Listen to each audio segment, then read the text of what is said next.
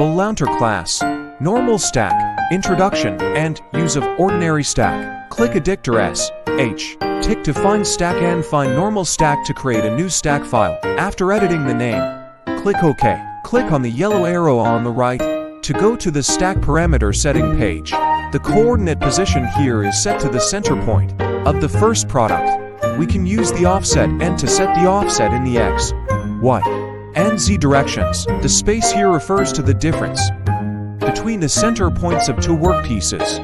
Set the space and number. The robot system will automatically calculate the path. The space setting method of the X and Y directions is the same. Both are input the center space of the first and second products. The space in the Z direction refers to the height of the product, and the count here refers to the number of stacking layers. We can choose the stacking direction of X, Y, and Z below. TP means stacking from the starting point of the first workpiece in the X plus or Y plus direction in sequence. RP means stacking in the X or Y direction in sequence. Z direction is set according to the on-site situation. If it's stacking, select PP, and if it's unstacking, select RP. On the right, we can select the sequence. Please note that set X, Y first here, and finally Z. When setting Z first, if the items are not flat enough, there may be interference or collapse after stacking them high.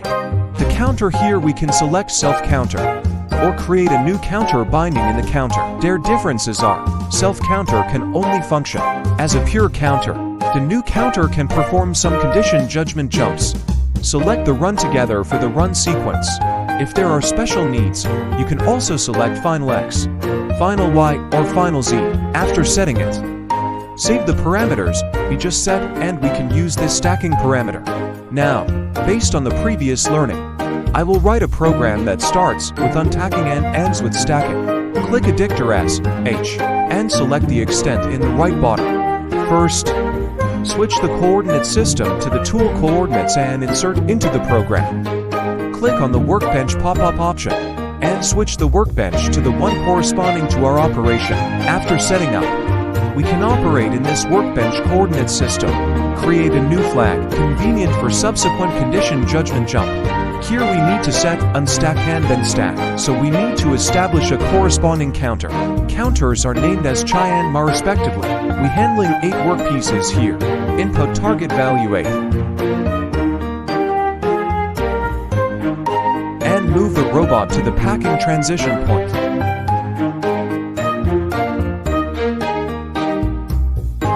Set and insert current point as the transition point for material retrieval.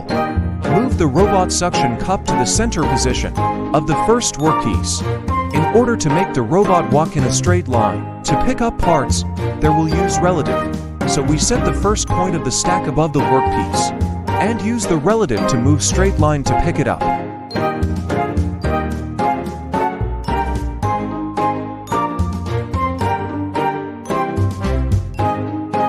After setting it, the coordinates here are the center position coordinates of the first workpiece. The center space of the demonstration workpiece is 50 millimeters, so we input 50. Both the X and Y directions are 2 pieces. Z direction is 2 layers. According to the position of the first workpiece, to select the directions of X, Y, here is going in the X plus and Y plus directions. So the direction 0 and 1 we select the PP. The robot is to unstack first, so the direction to we select RP. We will select the Chi and Duo counter we just established. Click Save and tick Use Stack. Insert the edited stack file into the program. Based on this coordinate, perform relative function to pick the piece. Remember the current Z-axis coordinates. Then move the robot to the workpiece. Calculate the distance between 2 points, and input the numerical value. Click to save, then insert. Now insert a signal of suction cup on. Insert another relative function to allow the robot to pick up the item and move vertically upwards. Next, move the robot to the stacking transition point and repeat the previous operation. Move the robot to the stacking point of the first workpiece.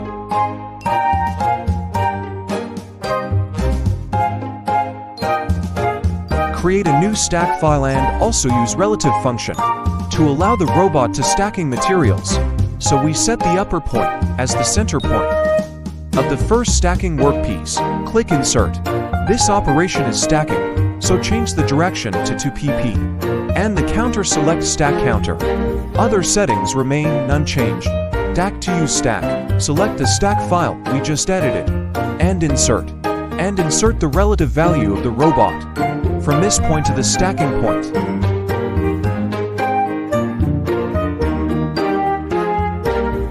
Then output an instruction for the suction cup OFF and insert a program in relative function to up the robot.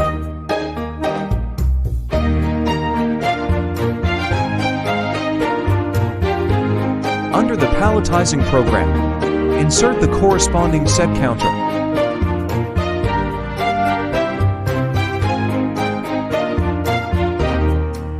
Then we insert to condition jumps at the end of the program. Jump back to flag 0 when the counter is less than the target value.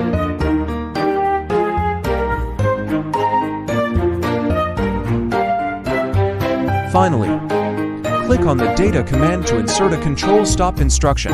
Stop the robot after its stack. This complete program of first unstacking and then stacking is completed. Turn to auto state to run this program. The robot will start stacking from the first point we set up. First, move the workpiece in the X direction. Then move the workpiece in the Y direction. And finally move the workpiece in the Z direction.